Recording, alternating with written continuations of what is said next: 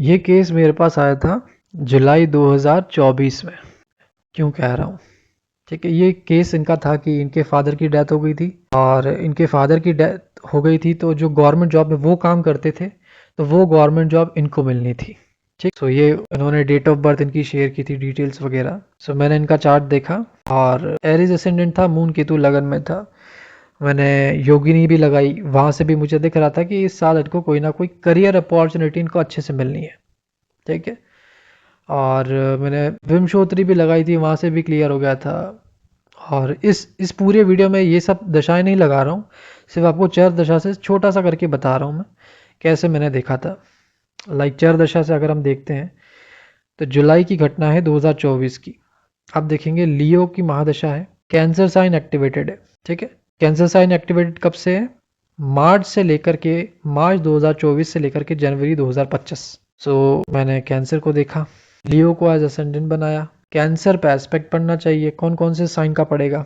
Scorpio का पड़ेगा aspect, Aquarius and taurus. यहाँ आप देखोगे आत्मकारक सैटर्न एस्पेक्ट कर रहा है कैंसर साइन को।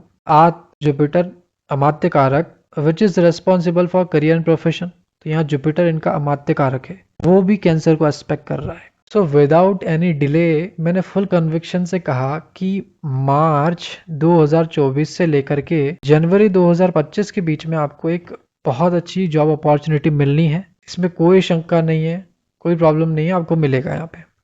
और आपकी विश फुलफिलमेंट वाली जॉब होगी, जो आप चाहते हो वही मिलेगा। क्यों कह रहा हूँ? क्योंकि एक्वेरियस का साइन था, और योगिनी से मैंने देखा था तो वहाँ विश फुलफिलमेंट नज़र आ रहा था इन टर्म्स ऑफ करियर। और उनको बोल दिया मैंने कि ठीक है, लग जाएगा आपका जॉब। तो फिर वो चले गए। फिर कुछ दिन बाद वो दोबारा मेरे पास आए कि सर स्टिल नो प्रोग्रेस, आपने बताया कि हो जाएगा, व्हाट टू डू, प्रमोशन की मीटिंग होने वाली है। बिकॉज ये जुलाई में लिया था तो मैंने इनको टाइमलाइन दे दिया था, सितंबर अक्टूबर तक लग जाना है। तो इन्होंने मुझे सितंबर में मुझे अप्रोच किया था, सितंबर में अप्रोच किया। आई सेड वेट करो, ठीक है।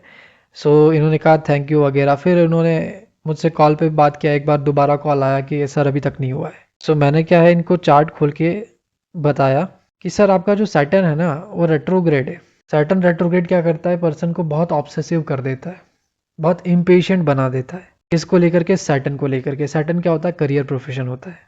ठीक है, यहाँ पे भी 10th हाउस देखो, करियर को लेके ये बंदा बहुत ऑब्सेसिव है। और उसमें भी स्पेशली जब ये 11th हाउस में जा रहा है अपने से सेकंड, तो अपने करियर से जो मिलने वाला पैसा है, यानी कि इनकम, प्रॉफिट, इनकम को लेके भी और ज़्यादा ऑब्सेशन में है, क्योंकि पैसा भी इनका अटक रहा था। तो उस चीज़ को लेके भी परेशान थे। मैंने कहा पेशेंट रखो, 1 महीने के अंदर अंदर सारा हो जाना है। देन आप देखेंगे कि 1 महीने बाद, सितंबर के बाद अक्टूबर के अंदर इनका मैसेज आता है, नमस्ते मेरा काम हो गया, पेपर साइन हो गए, नोटिफिकेशन मिल गया, जॉब सुधर गई। तो पहले कोई लोअर लेवल की इनको जॉब मिल रही थी, लेकिन अब जॉब भी इनको अच्छी वाली मिल गई, पोजीशन मिल गई। तो ये इनका रहा, कॉन्ग्रेचुलेशंस।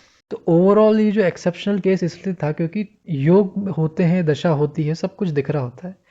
बट जो घटना जिस टाइम पे घटनी है, हम उससे पहले ही चीज़ों को लेकर के एक्सपेक्टेशन में आ जाते हैं। सो मैंने कहा था कि मार्च से लेके जनवरी तक आप मोटा मोटी देखिए, इसी के अंदर इवेंट होना है। तो अब ये देखो, पर्सन का सैटर्न रेट्रोग्रेड था, तो ये इंसान की अपनी ही इम्पेशेंट एनर्जी उससे परेशान करती है।